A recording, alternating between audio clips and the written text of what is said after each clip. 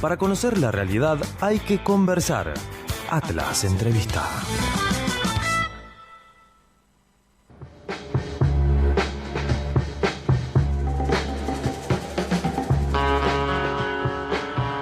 Acá tenemos el gran placer de tener con nosotros a Matilde Bruera. Matilde Bruera es una persona acá muy conocida.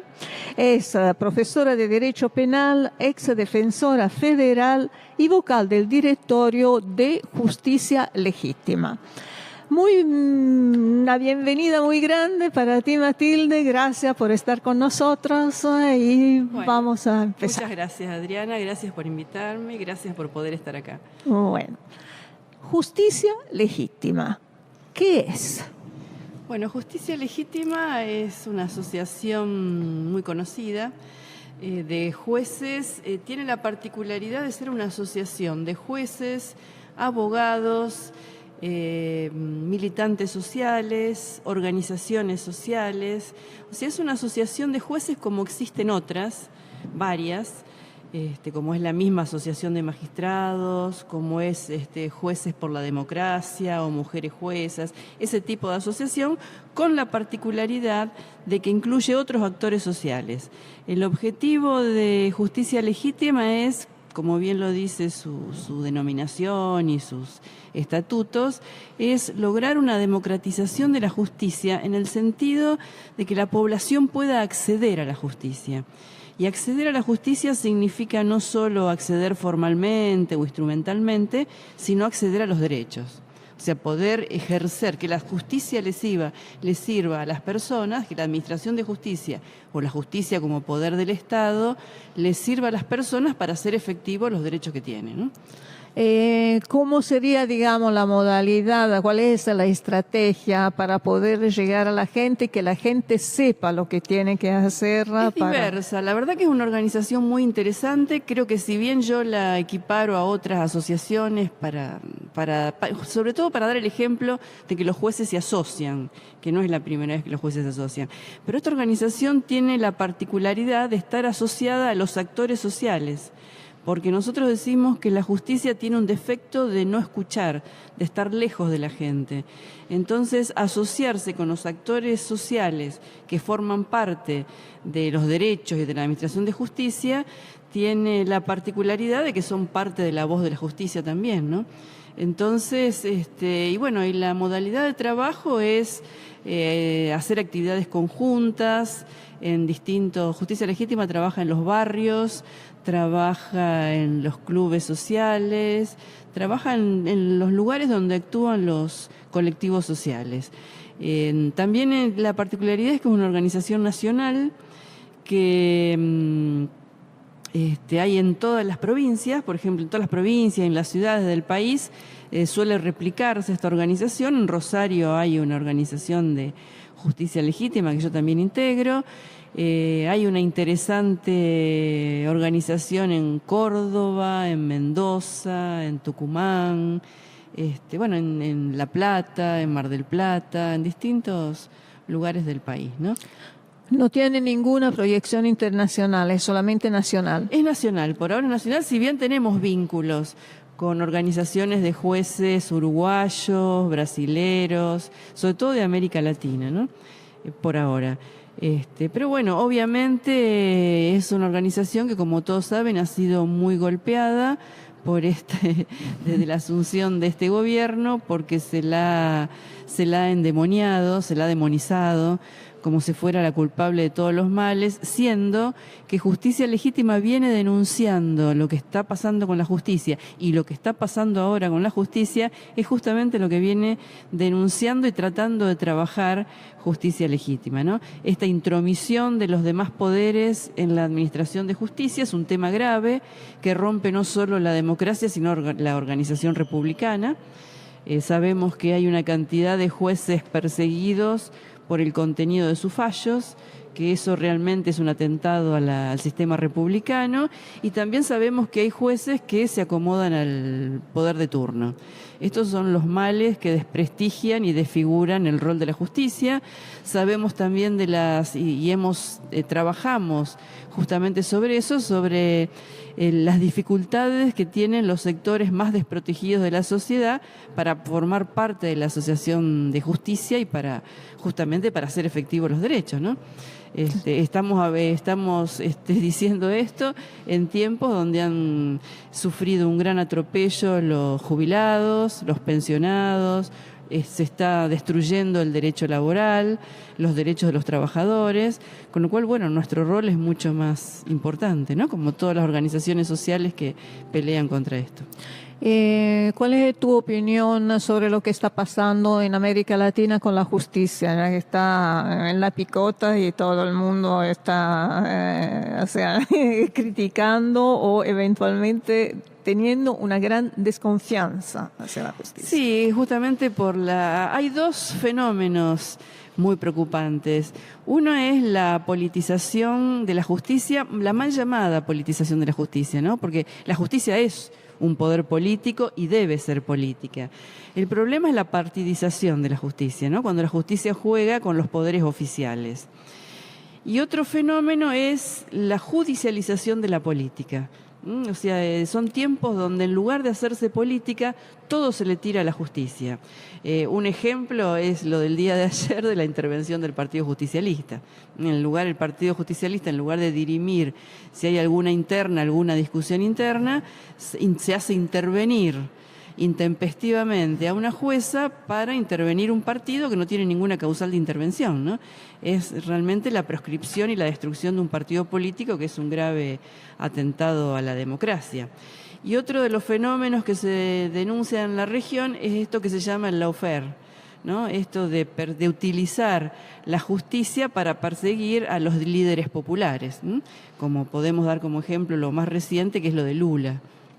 Esto de perseguirlo bajo cargos de corrupción. Obviamente la corrupción es una de las preocupaciones de la política actual, ¿no? Y una de las problemáticas sociales actuales de la cual no escapa la justicia. Pero realmente utilizar el armado de causas y causas sin prueba para perseguir a todos los líderes populistas o populares de América Latina es una deformación del sistema democrático, del sistema republicano, y eso genera una gran desconfianza de la administración de justicia, ¿no? Estos jueces que persiguen, y además persiguen por corrupción no solo a quienes les arman causa, porque realmente la causa por la cual se le encarcela a Lula carece absolutamente de sustento probatorio objetivo, sino que, por otro lado, la corrupción más evidente, como son los funcionarios políticos, jefes de Estado, ministros y demás que tienen cuentas offshore en los paraísos fiscales, se los toma con toda naturalidad y se lleva a la televisión a discutir si son legales o no son legales. No hay duda que es un instrumento para actividades ilegales. El offshore, si no, no tiene sentido tener una cuenta offshore. Bueno, es una vergüenza que tengamos prácticamente un gabinete del Poder Ejecutivo con cuentas offshore que la justicia no investiga. Sí, hay un ejemplo, por ejemplo, en Islandia, que es el primer ministro, fue acusado de tener una cuenta offshore y presentó su renuncia. Renunció inmediatamente en cualquier lugar del mundo. Yo no me acuerdo, creo que fue en Viena también. Justamente yo estaba paseando en esa ciudad y también un funcionario político al cual lo acusan de tener una offshore presentó su renuncia y después empezó a discutir si tenía o no tenía el offshore. Sí, una vergüenza. No resiste discusión en ningún lugar del mundo, y mucho menos todo un gabinete con cuentas offshore y sobre todo un gabinete que propone como salida a Argentina las inversiones en el país, ¿no? Claro. Vengan a invertir, que nosotros no invertimos, lo dejamos afuera. Sí, un poco contradictorio, digamos.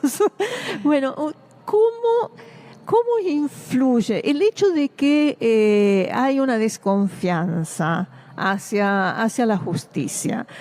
¿Qué resultado da, digamos, en la vida de una sociedad? Y uno de los efectos más groseros, por ejemplo, bueno, uno de los efectos es la utilización de la justicia, ¿no? Como nadie confía en la justicia, políticamente se la usa. Y obviamente siempre hay jueces dispuestos a eso. Pero otra de las cuestiones graves que uno observa en la sociedad, un efecto grave, es la justicia por mano propia. Y sobre todo cuando es la justicia por mano propia y además una descalificación de la justicia que también el propio Poder Ejecutivo fomenta, como es con el caso Chocobar. Otorgarle más poder a la policía, o sea, la policía puede ejecutar a una persona sumariamente, o sea, puede, según el elogio del presidente y la ministra de Seguridad, un policía puede matar a alguien por la espalda sin ninguna necesidad, sin defensa propia, sin ninguna defensa personal ni de un tercero, puede ejecutar a una persona, aplicarle una pena de muerte sin juicio, pena que no existe en nuestro país, y es elogiada por los poderes públicos. Esto es una descalificación desde el poder a la justicia, porque se le otorga más poder a un policía se le reconoce la posibilidad de poder aplicar la pena de muerte sin juicio. O sea, se le da mucho más poder que a los jueces. Entonces la justicia no solo está descalificada socialmente, sino que se la descalifica desde los poderes del Estado. Se la utiliza y se la descalifica al mismo tiempo. Se la utiliza y se la descalifica. Sí. ¿Y tú piensas que está corroyendo un poco la base, digamos, del Estado en sí? Sí, obviamente. Además, los jueces tienen miedo. Obviamente que hay buenos jueces, ¿no? Yo estoy hablando de los malos, pero hay buenos jueces. Pero también hay jueces con miedo. Porque con todo este discurso de avalar la justicia por mano propia, avalar las ejecuciones sumarias, avalar la aplicación de penas irracionales y arbitrarias, hace que los jueces tengan miedo. Hoy un juez que tiene que resolver la salida transitoria de un preso porque corresponde, no se anima. Los jueces que tienen que dar una excarcelación cuando corresponde no se animan. Los jueces que tienen que aplicar penas o hacer un juicio racionalmente no se animan, porque hay una gran presión política. Y el que se anima, o juez que tenga que investigar al poder, tampoco se anima. Y los que se han animado, vemos las consecuencias, ¿no? Acaban de sacar un fiscal de la causa del Correo Argentino y acaban de designar a otro afín a quienes tienen que investigar, ¿no?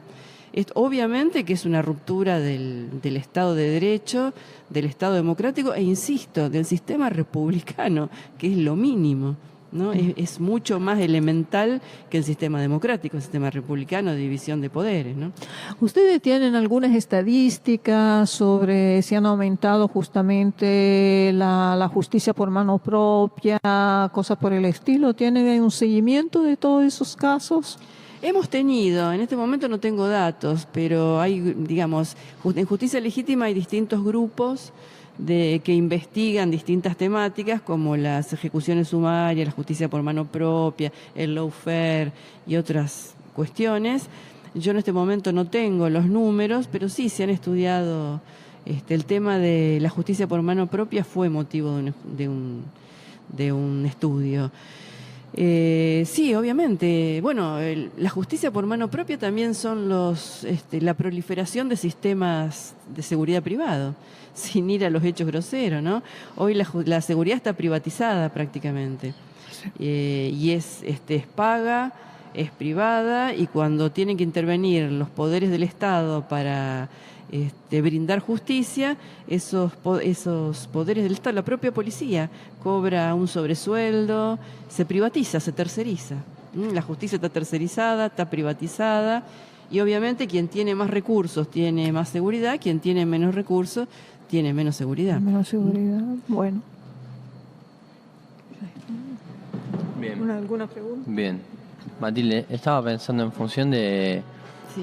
esto que vos decías de la cantidad de jueces que se niegan a otorgar liberaciones, ¿no? En función de esta bajada de línea que viene del gobierno nacional, que es sostener a personas como Chocobar o ascender a personas que están procesadas por el caso de Santiago Maldonado, En fin. Bueno. Digo, en ese sentido, ¿cómo es la situación de prisionización aquí en la República Argentina? ¿Hay una sobrepoblación carcelaria? ¿Hay una ¿cómo decir? Una cantidad de penas excesiva en función de prisiones preventivas y ese tipo de cosas? Hay un aumento muy grave de la prisionización.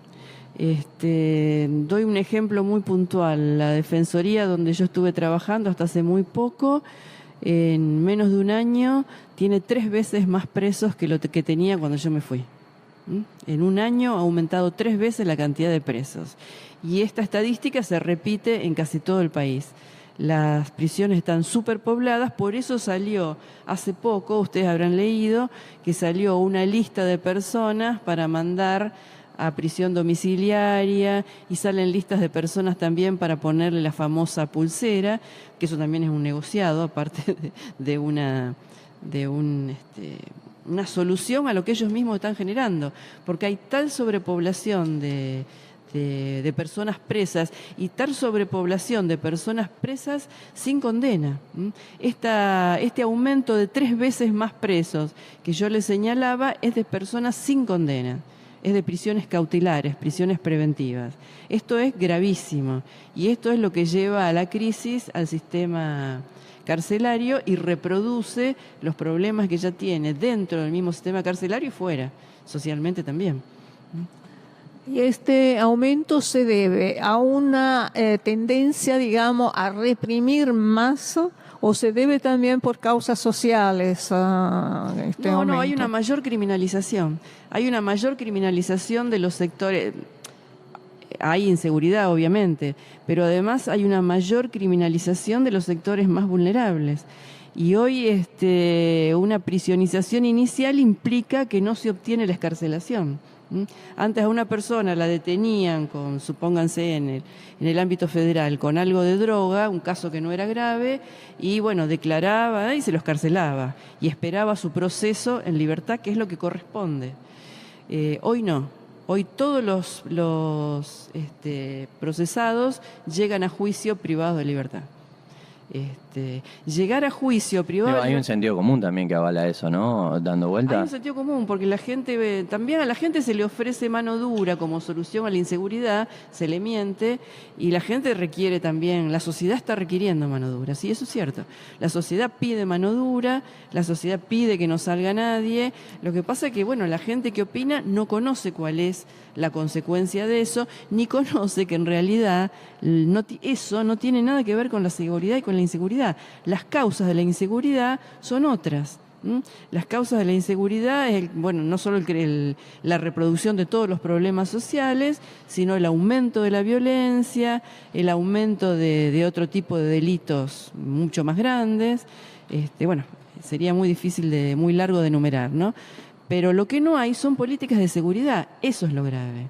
Y las políticas de seguridad no es meter preso a la gente, sino prevenir la inseguridad. Nosotros siempre decimos, cuando la gente pide mano dura, que el derecho penal, por definición y por esencia, siempre llega tarde. Porque para condenar a una persona que comete un homicidio, tiene que haber cometido un homicidio. Para meter preso a alguien que robó, tiene que haber robado. O sea que la solución no es el derecho penal es tardío por definición.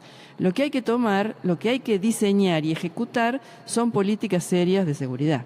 Y entre ellas, para dar un ejemplo ligero, es, por ejemplo, reformar la policía, que es parte del problema de la inseguridad.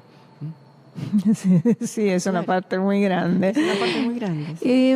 ¿Tú tienes alguna noticia de qué tipo de formación se le da a los jueces en ese instituto que está en El Salvador, que está manejado por los Estados Unidos? Forman policía con una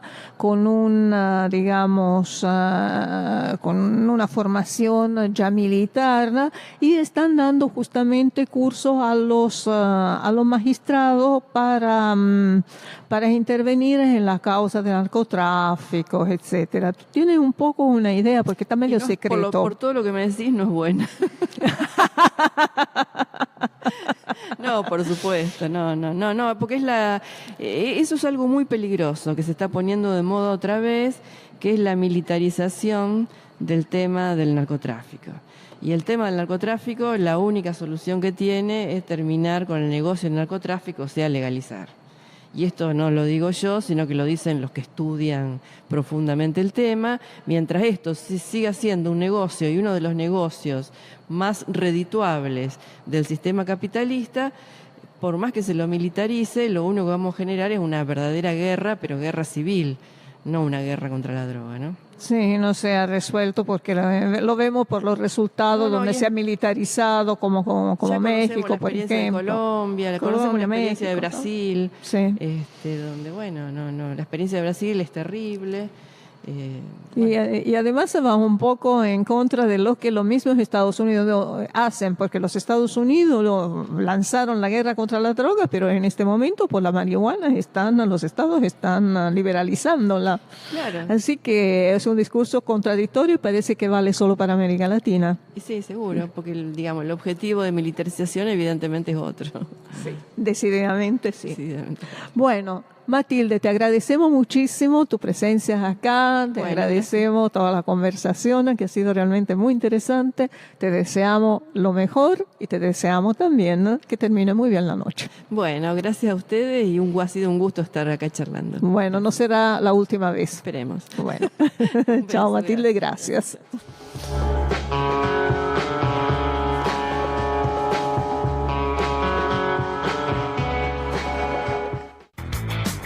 Para conocer la realidad hay que conversar.